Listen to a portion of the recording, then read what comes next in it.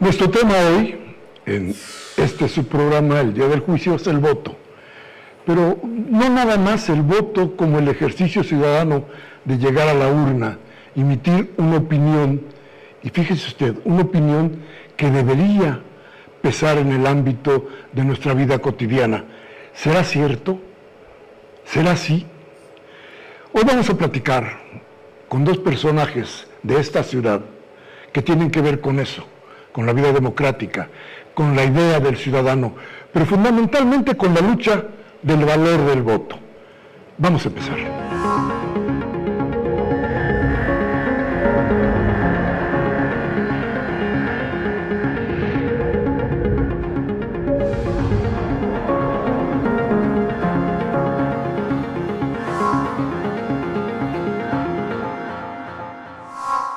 Votar es elegir, decidir, es expresar una preferencia ante alguna opción. En nuestro país, votar es una práctica sustentada en principios básicos que han orientado la búsqueda de un régimen democrático, pero que en la realidad de los procesos electorales ha sido utilizada de muy diversas formas. El uso faccioso de los padrones de votantes, la normalización de las malas prácticas electorales, ha provocado un descrédito de la efectividad del voto y un alejamiento de los ciudadanos en las urnas. Más allá de estas características, para los mexicanos el voto es un derecho y un deber, como lo señala el artículo 36, fracción tercera de la Constitución Política de los Estados Unidos Mexicanos. Votar, dice la teoría, nos permite como sociedad la participación en la vida política de nuestra ciudad y del país, ser copartícipes de las políticas públicas que impactan en la vida de las mexicanas y los mexicanos. En la realidad, aún se deben superar muchos estigmas del pasado y dilucidar las nuevas características de los procesos electorales del siglo XXI. Por ello, las expectativas sobre las elecciones intermedias en el país, y particularmente en la Ciudad de México, son muy altas.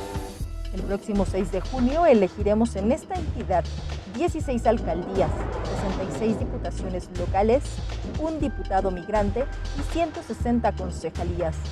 De ese tamaño es el reto que tienen partidos políticos, candidatas, candidatos, instituciones y ciudadanos para darle credibilidad al proceso en todo el país y particularmente en nuestra ciudad. Y con nosotros hoy, hablaba yo de estos personajes, ¿personajes será? Personas. Que son parte de nuestra vida cotidiana, pero gente que ha luchado. Mayela Delgadillo, incansable. Gente de todos los días, de todas las calles, de todos los hombres y de todas las mujeres, pero sobre todo de las luchas de ustedes, porque es una mujer que ha estado ahí, metida en el trabajo cotidiano. Mayela, constituyente de la Ciudad de México. Mayela, activista. Buenas noches, Mayela. Muy buenas noches, gracias. Y nuestro maestro queridísimo Jaime Cárdenas, constituyente también, luchador con las leyes en la mano, de otra manera, pero con el mismo camino, con la misma idea. Cómo ser mejores, cómo ser más libres, cómo más democráticos, cómo hacer mejor nuestra ciudad. Con ellos vamos a platicar. Es importante que nos digan qué piensan, porque quisiera hacerles una pregunta a los dos. ¿Hay vida del voto después de la urna, Mayela? Yo creo que lo que hay es no solo el voto. El problema es que a los ciudadanos siempre nos han reducido a un voto. Las decisiones cotidianas no tienen que ver con un voto necesariamente en esas condiciones. La apuesta de la mayoría de los ciudadanos es que a través del voto se cumplen proyectos que tradicionalmente no son claros. Platicábamos un poco el tema de cómo le hacemos para votar con información tan poco veraz, tan poco certera, no puedo hablar de objetivos porque objetividad implicaría que fuéramos objetos y no sujetos, la subjetividad, pero la manipulación de la información que tenemos para la toma de decisiones que se traducen en solo un voto una vez cada 3 años no es suficiente. De hecho, una de las cosas en las cuales nosotros hemos intentado pelear es decirle a las autoridades, independientemente del color y el logo, es no somos un voto. Las decisiones se toman día a día y nosotros queremos estar incluidos en ellas. No nos reducimos a votar de forma incondicional por alguien que después hace lo que quiere, porque pues no tenemos algo que se llamaría el voto efectivo, que tiene que ver con que lo que yo elijo, a quien elijo, al proyecto que elijo, se tiene que llevar a cabo. No es a la disposición del actor y a la voluntad del actor cumplir o no con lo que prometió en su campaña, con lo que dice su programa de gobierno, ¿no? Y mucho menos que pasa frecuentemente es yo quería, pero no tuve presupuesto. Entonces hay que tener coherencia en qué se hace, cómo se hace, y insisto, ¿es importante el voto? Sí, sí lo es, porque además es el único ámbito democrático que se tendría, pero bajo las condiciones que hoy se tienen, pues la crisis de partidos mundial refleja que esto ya no está dando los niveles de democracia y de la calidad de la democracia que estamos pidiendo los ciudadanos. Jaime. Sí, desde luego, el voto es un momento importante de la vida política, de la vida democrática, pero como dice Mayela muy bien, y como tú también lo has señalado en tus artículos de prensa y cuando fuiste constituyente, Miguel Ángel, después del voto pues viene el ejercicio del poder, y el ejercicio del poder en la democracia representativa pues se entiende muchas veces divorciado de los ciudadanos. Por eso la democracia representativa debe ser revisada, para que el ciudadano tenga, y la ciudadana desde luego, un papel en el ejercicio del poder, para no ser libre solamente cada 3 años, cuando votas y decides, sino poder participar en el periodo interelectoral entre los procesos electorales y influir en las decisiones del gobernante. Como sabemos, el esquema de democracia implica la elección, el sistema electoral, después el ejercicio del poder, y hay una tercera etapa, la evaluación, el control del poder, ¿no? Entonces somos ciudadanos, o debemos ser ciudadanos 24 horas al día, todos los días del año, y no solamente ser ciudadanos cada 3 años cuando vamos a votar. Pero esto implica el rediseño pues, de las instituciones constitucionales y políticas de nuestro país. Aquí en la ciudad se ha avanzado en parte, además de la democracia electoral o representativa, hay, pues, sabemos, una ley, ¿no?, con muchas críticas, de participación ciudadana. Esa ley se aprobó y bueno, desde la Constitución de la ciudad está previsto que el ciudadano tenga distintas herramientas, mecanismos para intervenir cotidianamente en las decisiones públicas. Y también el ciudadano debe tener mecanismos para evaluar las políticas públicas, tanto de manera concomitante como a posteriori, ¿no?, evaluarlas, supervisarlas, fiscalizarlas. Entonces el voto es una parte muy importante, muy interesante, desde luego es fundamental, es la manera pues, de ser civilizados, ¿no? Si no votáramos, ¿cómo elegiríamos o cómo se definiría quién es autoridad? Pues tendríamos que hacerlo a través de medios violentos o dictatoriales o mediante las legitimidades monárquicas, ¿no? Divinas, ¿no?, por la voluntad de Dios. Entonces tenemos este mecanismo, que es un mecanismo civilizado, que permite que las mayorías definan quiénes deben ser las autoridades, cuáles deben ser los partidos gobernantes, pero ahí no termina todo.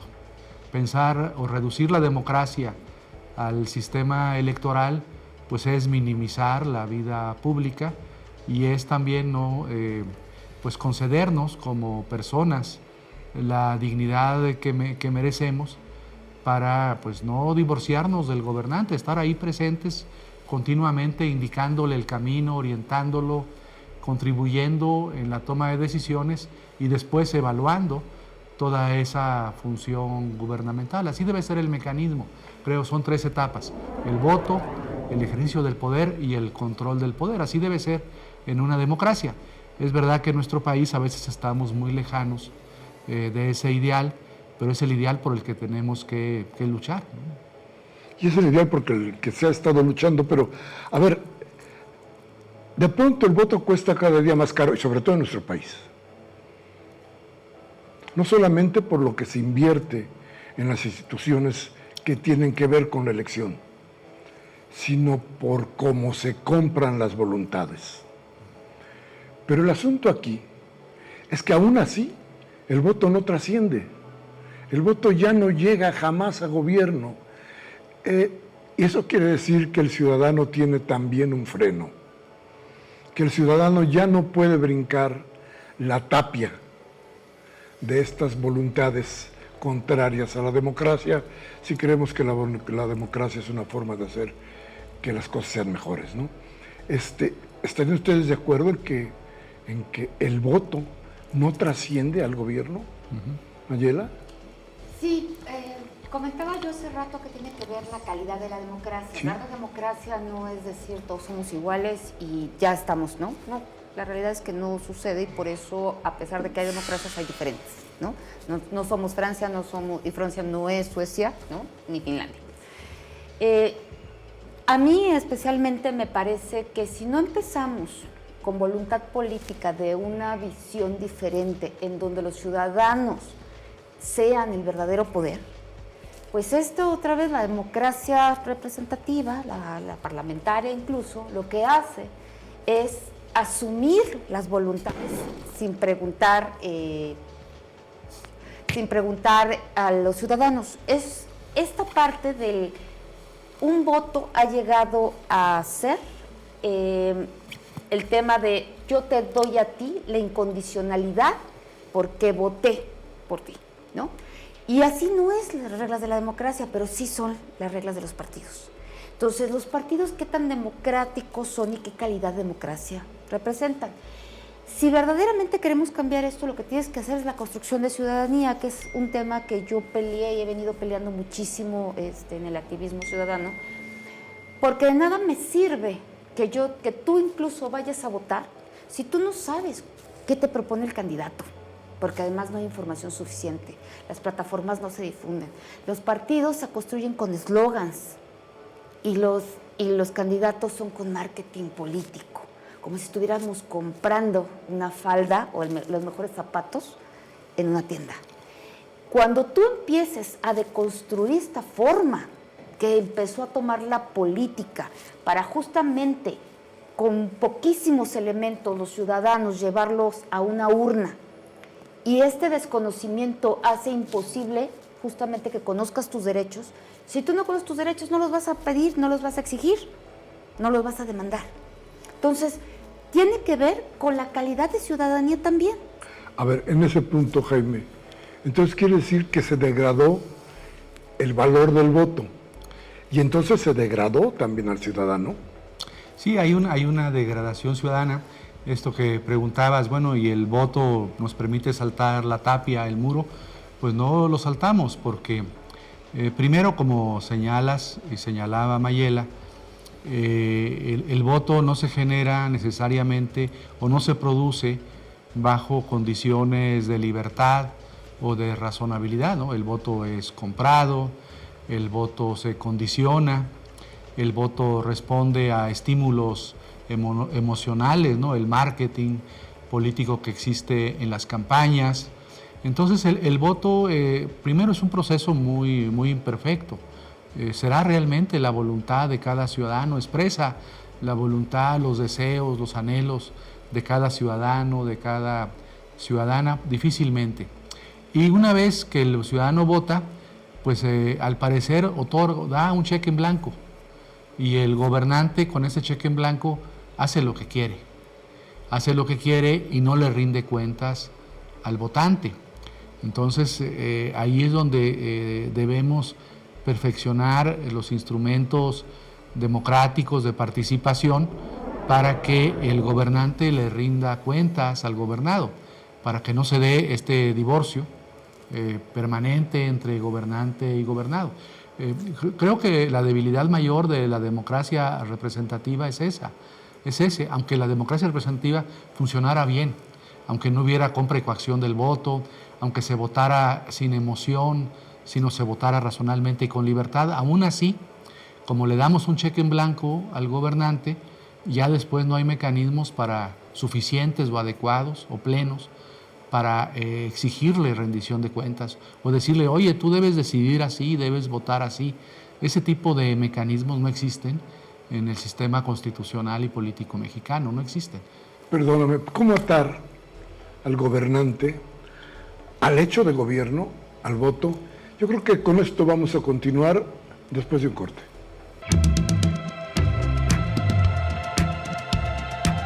Sí, por supuesto. De eso depende el gobierno que vamos a tener, la calidad o el tipo de gobierno que vamos a tener, el tipo de propuestas que van a presentar en el Congreso, el tipo de políticas que va a implementar el Ejecutivo. Pues es una buena práctica y yo creo que así son como deben ser las cosas. El problema es que no acude toda la ciudadanía que tiene derecho a votar a hacerlo. Y eso implica que se pueden prestar esos votos no realizados a malas prácticas. Se supone que cada candidato trae propuestas y pues es importante pues darle seguimiento y obviamente pues con el uso de nuestro voto elegir a la persona que consideramos que tiene las mejores propuestas.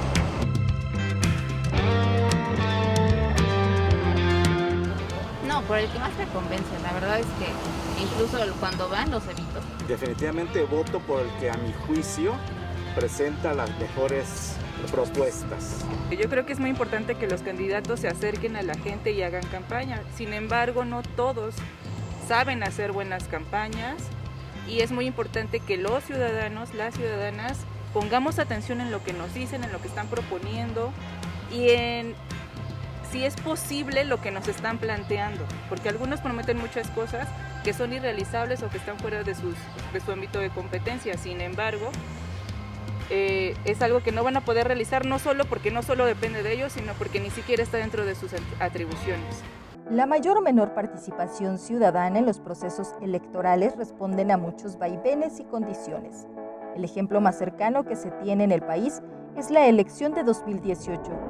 En esta, salieron a las urnas más de 56 millones de mexicanos a hacer valer su voluntad a través de su principal herramienta, el voto. Mientras en la Ciudad de México, los números reflejan lo que en 2018 logramos como ciudadanía, la apropiación de una elección. Ese año en la Ciudad de México, el padrón electoral estaba integrado por 7.651.238 ciudadanas y ciudadanos. De ellos, votaron en total 5.370.753 capitalinos y capitalinas, considerando así una participación del 70%. El resultado de la participación de votantes fue mayor que en la elección de 2012, cuando se obtuvo un 65.98% de participación. Significó un total de 4.768.926 votos. Tal vez uno de los mecanismos que pudieran ayudar a mejorar el sistema democrático en este país, o cuando menos en esta ciudad, sería tratar de atar a los que van a ser gobernantes, a los candidatos, a su lengua, Es decir, todo lo que prometan lo tienen que cumplir. Todo lo que vayan a exhibir en sus plataformas lo tienen que cumplir. Y si no, tal vez hay un mecanismo por ahí que se pueda usar, que se llama traición al mandato. Esto haría que el gobernante que no cumple se vaya. Tal vez eso se requiere, tal vez eso es la necesidad que nos está urgiendo la gente. Yo creo que por ahí podríamos empezar a tejer una nueva realidad, insisto, cuando menos para la Ciudad de México. ¿No te parece, Mayela? Me parece que sí, el voto efectivo, que de hecho fue una propuesta que tú hiciste en la Asamblea Constituyente, que yo no quito el dedo del renglón. Me parece que es urgente, Jaime ya lo señalaba, hacer una serie de reformas para verdaderamente garantizar la democracia en este país, al menos en esta ciudad. ¿Qué se requiere? Y creo que la Ciudad de México podría ser un motor muy interesante para empujar esto. Básicamente lo que decías, que las plataformas que se registran ante el Instituto Electoral se cumplen, que dejen de ser simulación para una elección, los candidatos, que lo que digan en campaña y las promesas de campaña se ajusten a las capacidades que tiene el cargo, es decir, que no le mientan a la gente, porque cuando alguien está en campaña, si tú le dices que quieres que baje Dios a verlo, te dice que sí, que cuando quieres la cita, ¿no? Entonces, ¿le corresponde o no le corresponda? Me parece que esos podrían ser unos primeros avances. Para esto hay que reformar la ley electoral, urgente. Y la otra cosa, cuando ustedes hablaban de cómo hacemos este amarre de quienes gobiernan, quienes llegan al gobierno con los ciudadanos, me parece que tiene que ser algo como muy sencillo, que tendría que haber estado incluido en la ley de participación ciudadana. Y tiene que ver con que cuando tú llegas a ese cargo y lo empiezas a ejercer, existen en la Constitución mecanismos de evaluación. Incluso se creó un sistema de derechos humanos que sigue sin aparecer, porque no lo han podido crear en este Congreso que está por terminar de la Ciudad de México, donde los indicadores, y eso fue algo que se peleó mucho de la ciudad, dejaran de ser cuánto por ser cuáles, cualitativo. ¿Cómo mejoró en la alcaldía? No por lo que la gente perciba de cuántos nuevos restaurantes se abrieron, cuántas vías primarias se construyeron. La gente mejoró en condiciones de salud, la gente mejoró en condiciones de agua, la gente tiene mejor medio ambiente, la gente está teniendo... Sí, pero que eran vinculatorios con las acciones de los legisladores. O sea, si tú te das cuenta, eso implicaba una evaluación de todas las capas de gobierno. Porque en territorios, cuando la gente se da cuenta si las cosas funcionan o no, y son indicadores de derechos humanos. Con estos indicadores tú puedes medir si hubo una buena gestión de gobierno o no, en cualquier nivel. Para eso se hizo el Consejo de Evaluación que existe, pero pues no en este sentido que estamos y que fue lo que se planteó en la Constituyente. Eso podría ser uno de estos amarres. Y por el otro lado, curiosamente, algo que esta Constitución no tuvo y que me doy cuenta conforme pasaron los tiempos, es que la exigibilidad en este tipo, ojo, porque se pusieron mecanismos de justiciabilidad y exigibilidad de un montón de cosas en la Constitución, pero para el tema de garantizar los mecanismos de los gobiernos, de quienes quedaron en la estructura electoral, de gobierno, no se incluyeron, curiosamente, en la Constituyente. Entonces, no hay penalizaciones, por ejemplo, sí lo hay para jueces, para ministerios públicos, pero para quienes gobiernan, para los diputados, no lo existe. Y eso hay premios hasta una reelección. Bueno, creo que fue uno de los grandes errores de esta Constitución, la reelección, y habría que ver cómo damos marcha atrás ahí, ¿sí? Si algo podrían hacer estos nuevos congresistas, cambien la Constitución por primera vez para favorecer a los ciudadanos. Vámonos para atrás. El 50% de los nuevos congresistas no van a ser nuevos congresistas. Reelectos. Sí, terrible. Quiero hacer un símil. El gobernante es como un papalote, pero que no tiene hilo. Y de repente vuela para donde quiere, como quiere, y depende del aire que le llegue. Parece que los ciudadanos no tenemos el hilo, no tenemos las formas de sujetarlo, de decirle por aquí no, de meterlo a mejores corrientes de aire, de hacer con el papalote algo que esté unido a nosotros. Y entonces, pues vuelan solitos. Claro, vuelan solitos, no tenemos el hilo del papalote. No tienen mecate corto, ¿no? Sí. No hay mecate corto. Entonces, y todo esto, fíjate, además de los errores nacionales o de la clase política mexicana, que es una responsabilidad compartida entre todos los partidos, proviene de ideas muy lejanas, bajo realidades que no eran democráticas, democracias elitistas. Esta idea de prohibir lo que se llama el mandato imperativo, de no tener el mecate corto, de no tener el hilo del papalote, se debe a un filósofo inglés, Edmund Burke, que dijo que pues, el representante de Bristol, del distrito de Bristol, no era representante de Bristol, no se debía a sus electores, sino era el representante de la nación. Y nuestra Constitución, la de la República, señala eso en el artículo 51. Por ejemplo, respecto a los diputados son representantes de la nación. Entonces, con esto se evapora, ¿no? Si soy el representante de la nación, pues no me debo a mi distrito de la Benito Juárez o de Iztapalapa o de Álvaro Obregón. Soy el representante de los intereses de la nación y esto política y constitucionalmente rompió el hilo del papalote y hasta la fecha seguimos así. Pero esa idea que es del siglo XVIII de Burke, pues era para una democracia muy elitista, una democracia basada en el voto de unos cuantos, que se llamaba voto censitario. Solamente los que tenían un nivel de renta podían votar o ciertos niveles de educación. Obviamente las mujeres estaban excluidas del voto. Se pensó en esos términos, en crear una democracia elitista para que el pueblo molesto no estuviera molestando al representante, al diputado, al congresista, al parlamentario, porque el parlamentario se debía a los intereses de la nación, representaba a la nación, pero no representaba las necesidades concretas del pueblo. Entonces ahora todo el cambio político y constitucional debe ser ese.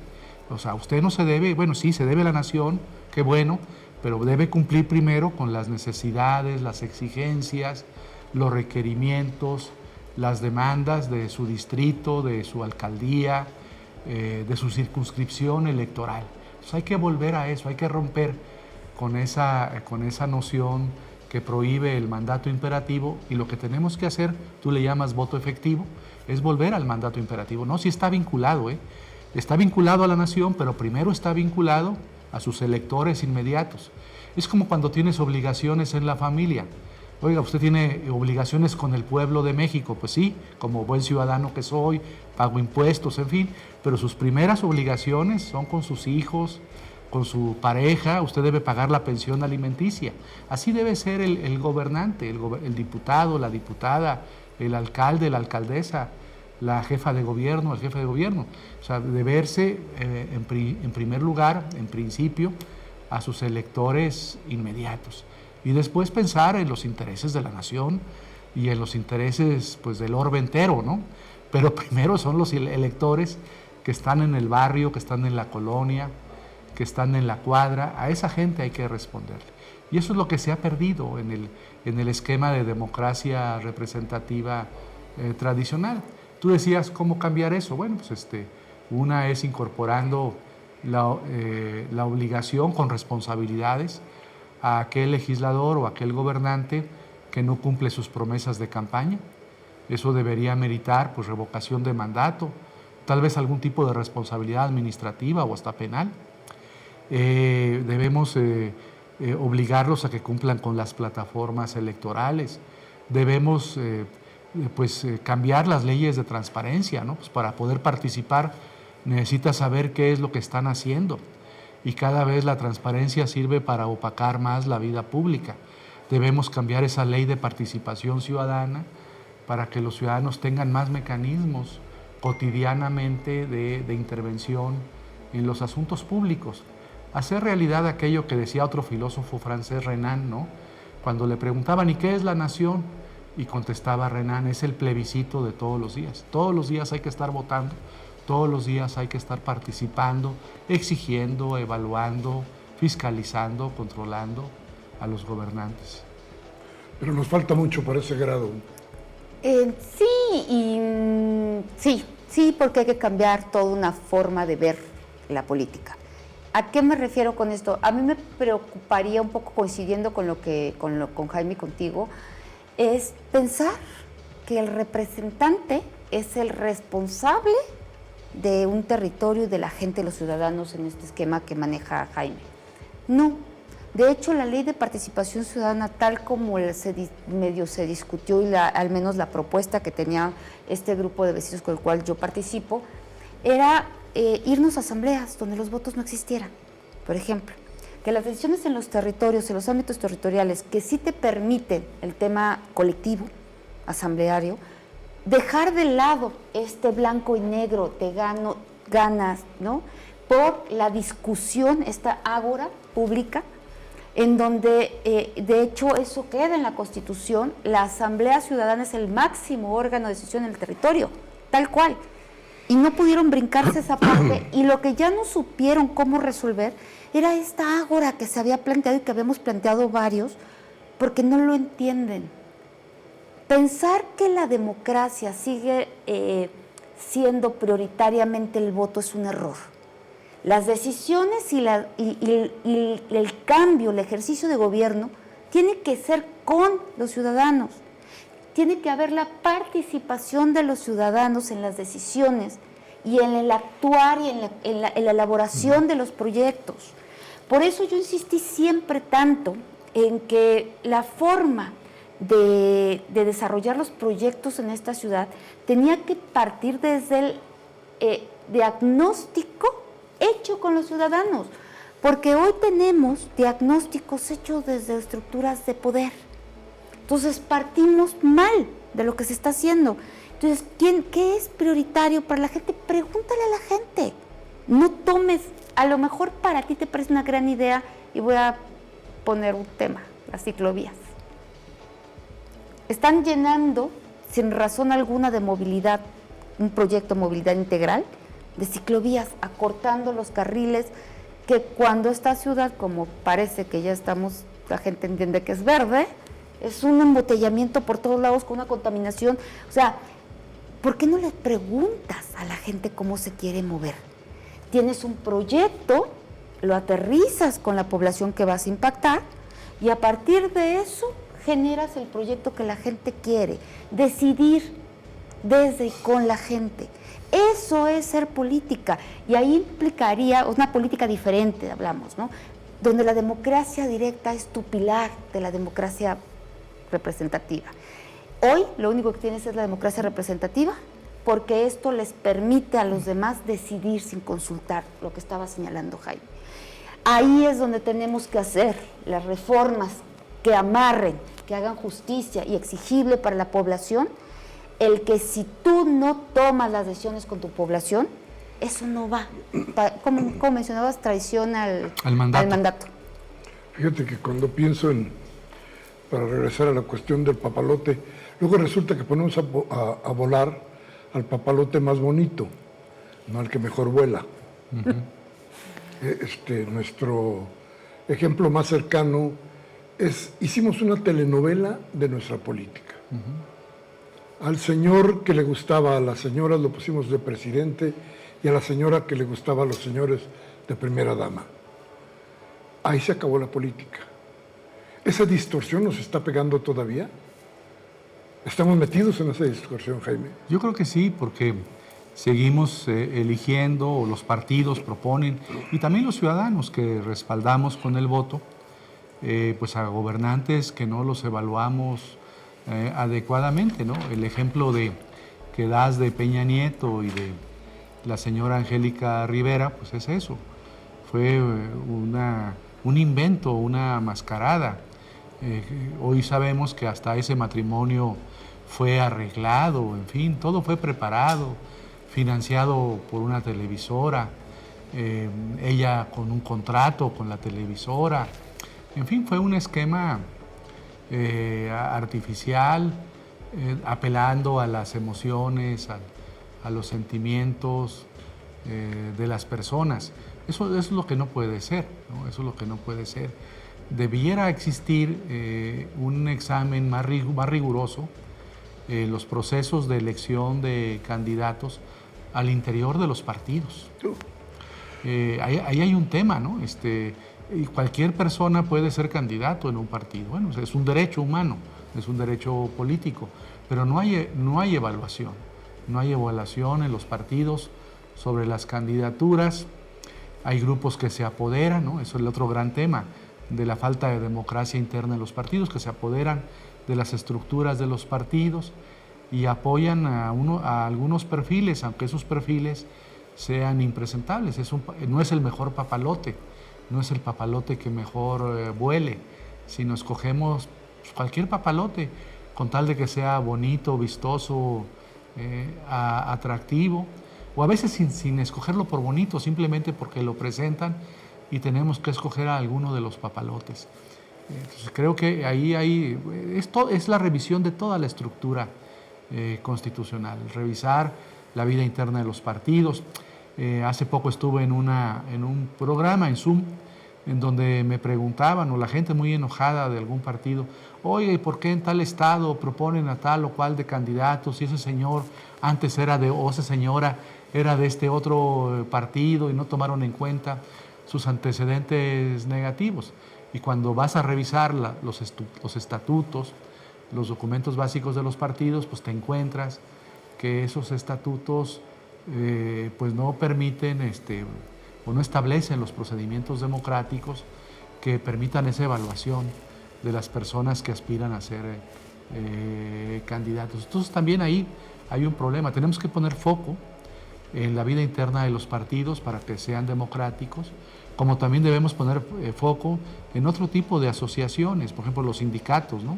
También ahí llegan impresentables a los liderazgos de los sindicatos. Bueno, y ahí tenemos, eso explica también en parte la vida económica, laboral que ha existido en este país, con esos dirigentes que estaban comprometidos, atados a los gobernantes en turno, pues eran dirigentes que evidentemente no iban a luchar por los derechos de los trabajadores, ¿no?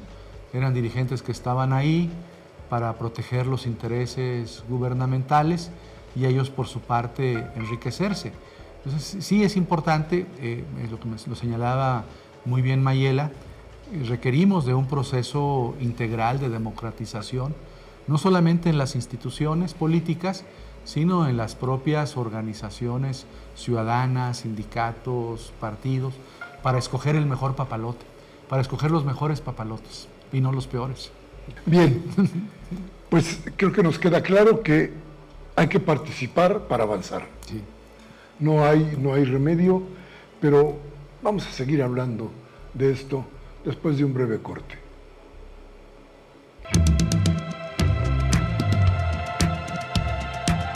Pues digamos que no se olvidan de los ciudadanos, porque las políticas que proponen se dirigen justamente a sus electorados.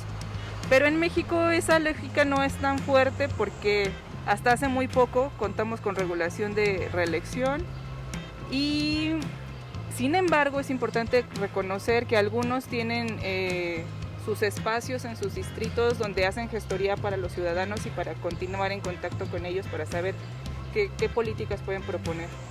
Generalmente sí, por lo menos yo eso es lo que he observado.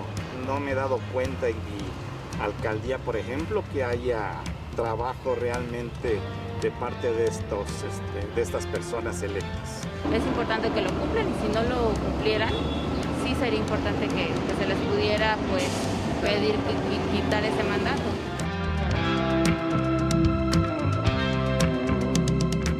Yo creo que sí lo hacen por convicción propia. Obviamente depende mucho del nivel socioeconómico y sociocultural principalmente, la ideología que tengan respecto al voto, pero en su gran mayoría yo creo que todos tenemos una esperanza en encontrar en el voto una salida para generar cambios, ¿no? Pues sí, existimos muchas personas que queremos votar para que haya un cambio en la situación de gobierno. Desgraciadamente muchos van nada más porque los convencieron los regalitos que les dieron, entre comillas, a veces hasta sobornos. Yo creo que no todos están interesados en votar, sin embargo todos deberíamos estar interesados en hacerlo, porque como dije al principio, de eso depende el tipo de políticas que podemos esperar de nuestros luego gobernantes, y que no las carencias que puedan tener o las sensibilidades que puedan tener respecto de ciertos temas va a depender de los candidatos que tengamos, de los que los votemos y que entonces lleguen a ejercer el cargo. Este 2021 nos enfrentamos a un panorama diferente por la emergencia sanitaria por COVID-19, pero no podemos darle el poder de frenar el pleno ejercicio de nuestros derechos. Tanto el Instituto Nacional Electoral como el Instituto Electoral de la Ciudad de México han trabajado en la implementación de protocolos que eviten poner en riesgo la salud de los votantes. Sin embargo, el principal reto seguirá siendo encontrar los mecanismos para garantizar la transparencia en la elección y avanzar en la construcción de nuestra democracia. La mesa está puesta para el 6 de junio. Los invitados más importantes somos los ciudadanos y ciudadanas. Sin nuestro voto, no hay campaña que pueda considerarse exitosa. Bien, hemos escuchado muchas de las razones del por qué se requiere de veras, en serio, una reforma política que ligue a la ciudadanía con sus gobernantes. Pero también estamos en la idea de que esto que tenemos, nuestra democracia, lo que nos hemos dado hasta hoy, el avance poco o mucho que tenemos, es el único.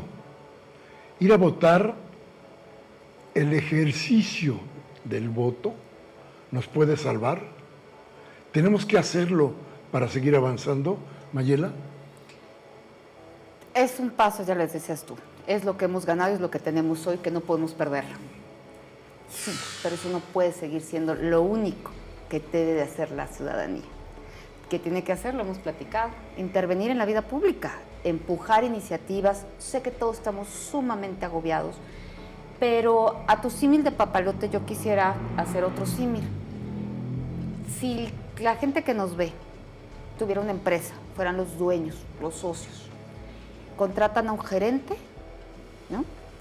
Le firman el contrato, le dan la chequera, le dan las llaves, le dice contrata a quien quieras y no lo vuelven a pedir ninguna cuenta. Eso es lo que la gente y de esta manera actúa con el gobierno. Nosotros los mantenemos, nosotros se supone que somos los dueños de estos gobiernos, ¿no? Los del territorio, de todo. Pero resulta que nunca les pedimos rendición de cuentas y nunca vemos ni entendemos ni nos interesa saber cuál es la programación para este año, para dónde vamos. Las discusiones de qué ciudad y qué país queremos no están dadas. Y en esas nosotros no intervenimos. Sé que para mucha gente es que con todo lo que hago, aparte me vas a pedir que yo también esté supervisando. Caramba, si fueras tú el dueño de la empresa, creo que la lógica viene claro, me tienes que entregar cuentas. No sé en qué momento nos jugaron esta historia y nos la compramos completita de te doy las llaves, te doy la chequera y nunca más me vuelve a aparecer aunque yo sea el dueño. Entonces es una obligación, así como exigimos algunos derechos a los gobiernos, también la obligación que tenemos como ciudadanos que no la conocemos, las obligaciones que no las conocemos, es justamente la rendición, pedir rendición de cuentas, es vigilar a quienes trabajan para ti, por ti y a nombre tuyo. Y esta parte es la que se ha totalmente asociado, yo sí creo que evidentemente no en México, en el mundo, porque se construyeron estas élites políticas y estos partidos que se asumieron como los representantes, sin hilo, del papalote, de lo que la gente quiere, según ellos, ¿no? Entonces, ahí hay que tener una reconstrucción de esto.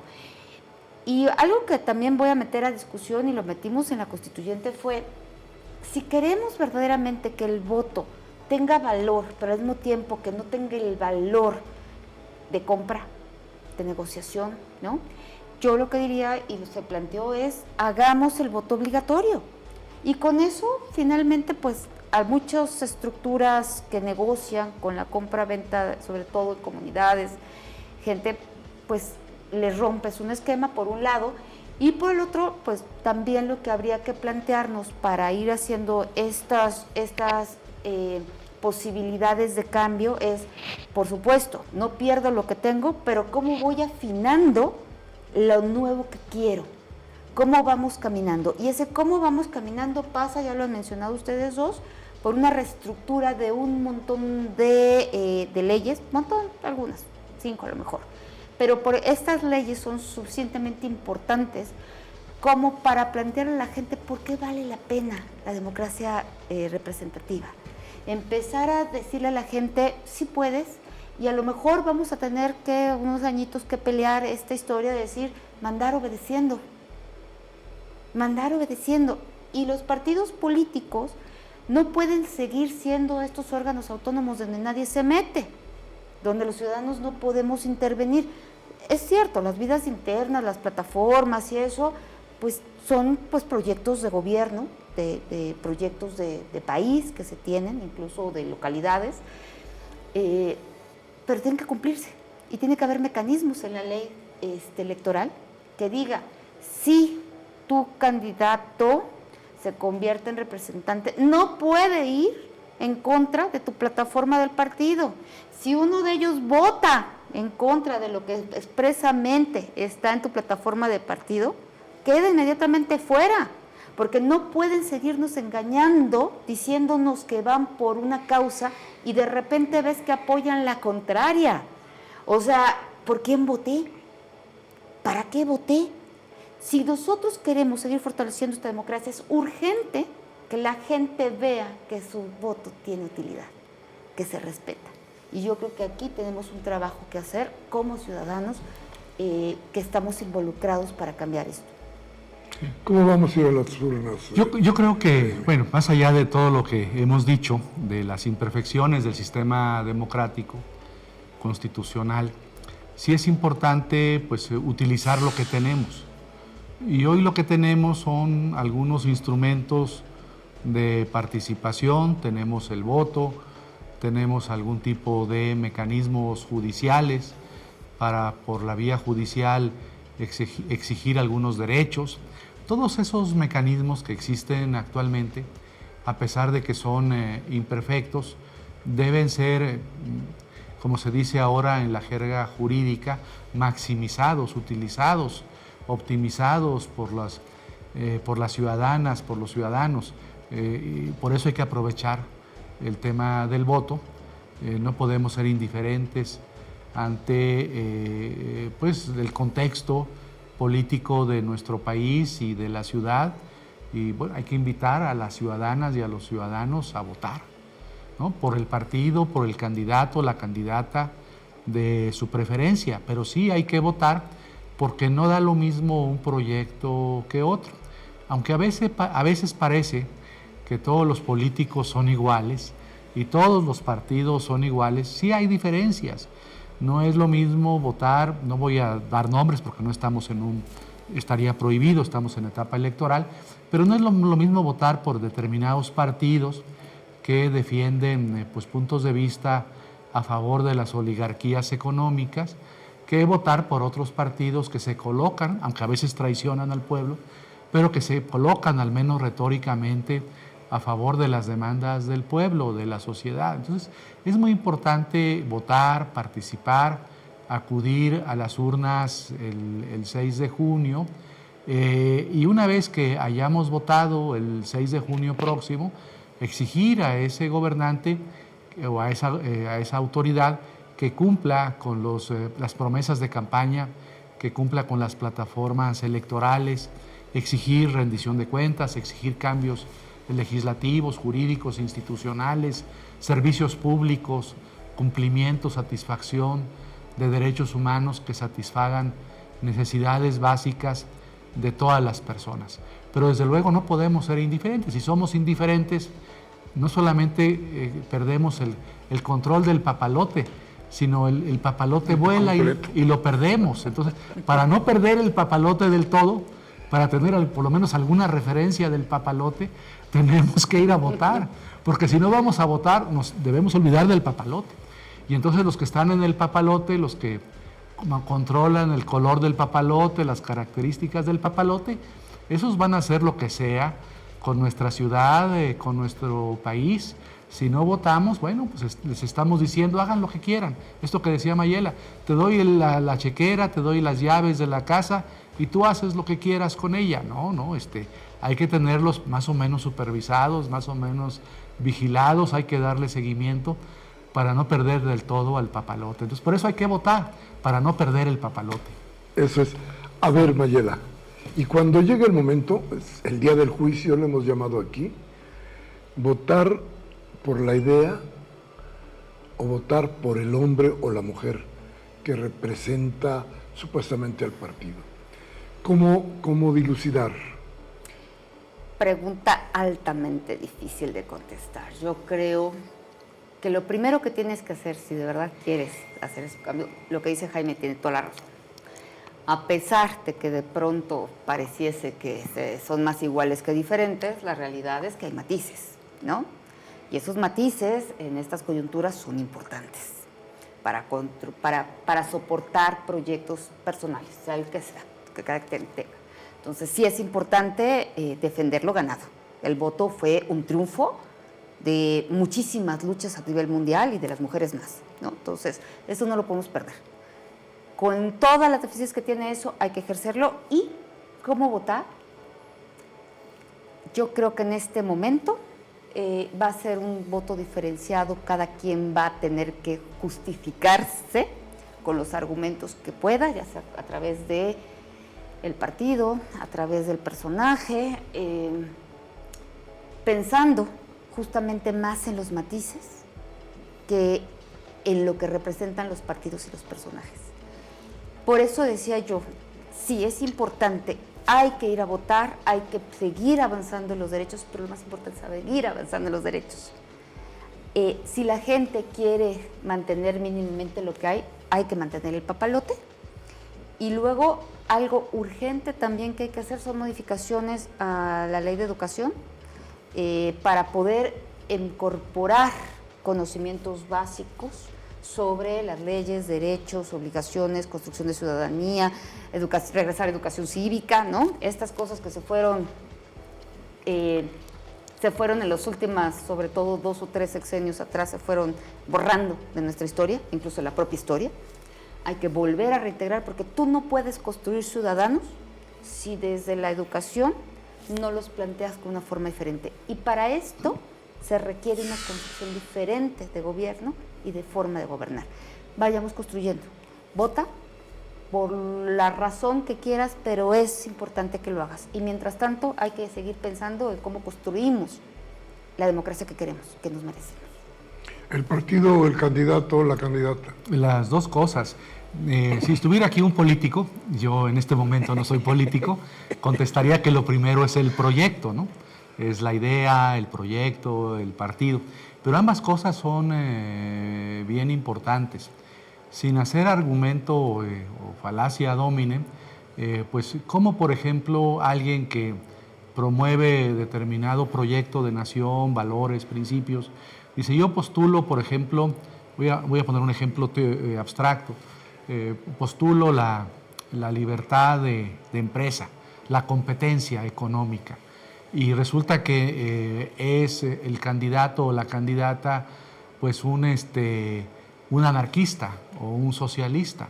Un socialista va a defender el proyecto de libertad económica y de competitividad dentro de las empresas, pues habría una contradicción. Entonces por eso debemos fijarnos en el proyecto, en las ideas, pero también en la persona que va a defender, a sostener esas ideas. Evidentemente un anarquista no estaría tanto por la labor de defender la competitividad o la competencia económica y las leyes del mercado, ¿no? Insistiría en otro tipo de proyecto, de principios, de valores. Y viceversa, alguien que se dice pro-empresarial y defensor de la libertad económica, ¿cómo va a promover o a defender principios como el de economía mixta o la intervención del Estado en la economía o derechos sociales? Entonces, esto lo debe tener muy clara la gente, que haya coincidencia entre la persona y el proyecto, entre la persona y el partido. Ambas cosas son importantes. Desde luego hay personas en todos los partidos notables, decentes, correctas, ¿no? No por estar en un partido todos son buenos o son malos, eso también tenemos que valorarlo, pero son las cuestiones que la ciudadana o el ciudadano debe ponderar, ¿no? A ver esta persona, qué virtudes, qué trayectoria, cuál ha sido su carta de vida, ha actuado honestamente en los cargos públicos en los que se ha desempeñado, y además su partido responde a un proyecto, a principios que me satisfacen o con los que comulgo o tengo simpatía, bueno, voto por ese candidato o candidata. Si no es así, si el candidato o la candidata es muy mala, porque no tiene trayectoria de vida, porque es un papalote bonito, pues entonces yo creo que a pesar de que el partido pueda ser un proyecto deseable u óptimo, pues tal vez ese papalote bonito no pueda llevar a buen término el proyecto que defiende el partido. Como dijo Mayela, es una pregunta a la que nos hace es difícil, y son dos elementos que deben estar siempre, que deben ser ponderados por cada elector, por cada ciudadana y ciudadano. Muy difícil de realizar porque no siempre tenemos la información, no siempre tenemos la información como electores, como ciudadanos sobre pues la información de la persona que se postula o las personas que se postulan como candidatos, y también hay una disociación o un divorcio muchas veces también entre lo que dicen los documentos de los partidos y después lo que hace el partido, ¿no? Porque el partido puede presentarse como un gran partido democrático, un gran partido social, y a la hora de estar en el poder, en el gobierno, pues ha realizado, ha actuado de otra manera. En fin, es una labor ardua la de ser ciudadano. Mayela dice, no, pues además de votar hay que participar cotidianamente. Tiene razón, pero es una labor muy difícil. Se requiere eso, un nuevo también. ¿Por qué tenemos el país que tenemos y las instituciones políticas y constitucionales tan deficientes? Porque hemos tenido la culpa los ciudadanos. Hemos dejado que los gobernantes autoritarios de los regímenes políticos previos hicieron lo que quisieron con nuestro Estado, con las riquezas de la nación, con los recursos naturales. Y ahora, con estos gobernantes del periodo de la llamada transición a la democracia, pues creo que nos ha faltado exigirles más como ciudadanos. Tenemos que ser ciudadanos muy exigentes con nuestros gobernantes, con nuestros partidos, para que las cosas un poco cambien y no perder el papalote. Ahora ya tiene usted muchas ideas de cuál es la lucha, por qué tenemos que ir a votar. Tenemos que ir a votar porque esto nos está acabando, porque esto de alguna manera empieza, porque la lucha, el despertar de muchísima gente, insisto, cuando menos en la Ciudad de México, ya está dado. Llegar al día del juicio con la mejor información para podernos ir a un plano mejor en nuestras vidas es un compromiso de lucha para todos. Por eso estos programas y por eso la idea de estar con usted estos días y darle la mejor información para su mejor reflexión el día del juicio. Gracias. Seguramente por ahí nos encontraremos.